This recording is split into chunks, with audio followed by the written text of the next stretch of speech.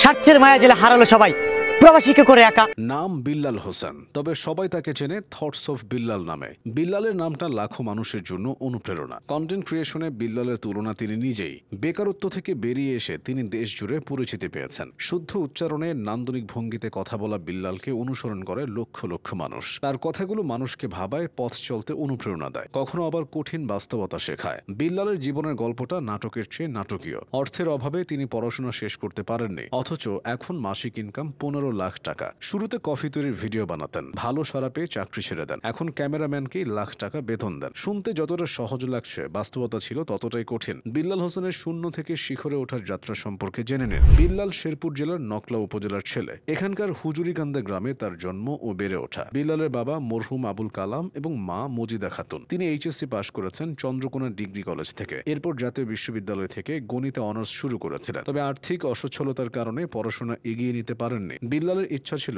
গণিত শিক্ষক হবেন, তবে সেই স্বপ্ন অধরা রেখে কর্মজীবনে নামতে হয়, কারণ পরিবারের হাল ধরা জরুরি হয়ে পড়েছিল। বিল্লাল হোসেনের বয়স তখন 21। কি করবেন ভেবে পাচ্ছিলেন না। অর্জন বলতে আছে এসএসসি এবং এইচএসসির সার্টিফিকেট, কিন্তু চাকরির জন্য চাই স্কিল। এমন সময় বিল্লালের সঙ্গে একজনের পরিচয় হয়, যিনি রামপাল বিদ্যুৎ কেন্দ্রের 270 কোটি টাকার একটা প্রজেক্টের দায়িত্বে ছিলেন। তার কাছে বিল্লাল চাকরি না চেয়ে কিভাবে চাকরি পাবেন সে পরামর্শ চেয়েছিলেন। সেই ভদ্রলোক বিল্লালকে হোটেল ইন্ডাস্ট্রিতে চেষ্টা করে দেখতে বলেছিল। কে জানতো এখান থেকেই বিল্লালের জীবন বদলে যাওয়ার শুরুটা হবে। তিনি হোটেল ম্যানেজমেন্টের বেসিক কোর্স করে ফেলেন। তারপর institute of hotel management and hospitality তথা IHMH থেকে হোটেল ম্যানেজমেন্টে RPL লেভেল 1 কমপ্লিট করেন। সবকিছু স্বপ্নের মতো কাটছিল। এবার তিনি বাংলাদেশের অন্যতম বৃহৎ 5 তারকা hotel royal tulip sea pearl থেকে ইন্টার্ন শেষ করেন। তারা মোট 22 জন ট্রেনিং এ ছিলেন। বিল্লাল সহ মাত্র 2 জন চাকরির সুযোগ পেয়েছিল। চাকরিটা যে তার হবে এ ব্যাপারে তিনি শতভাগ আত্মবিশ্বাসী ছিলেন। বিল্লাল মনে করেন, সাহস ও প্রবল ইচ্ছাশক্তি থাকলে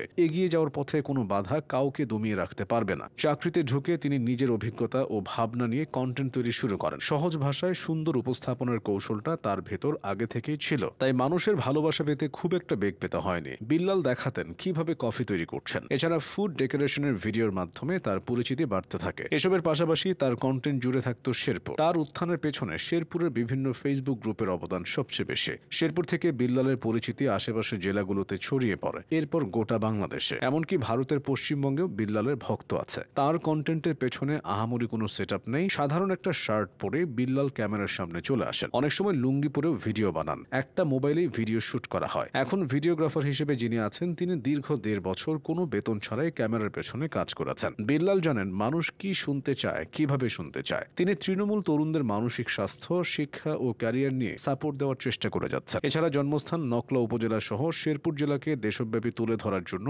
আরও কাজ করতে চান তিনি।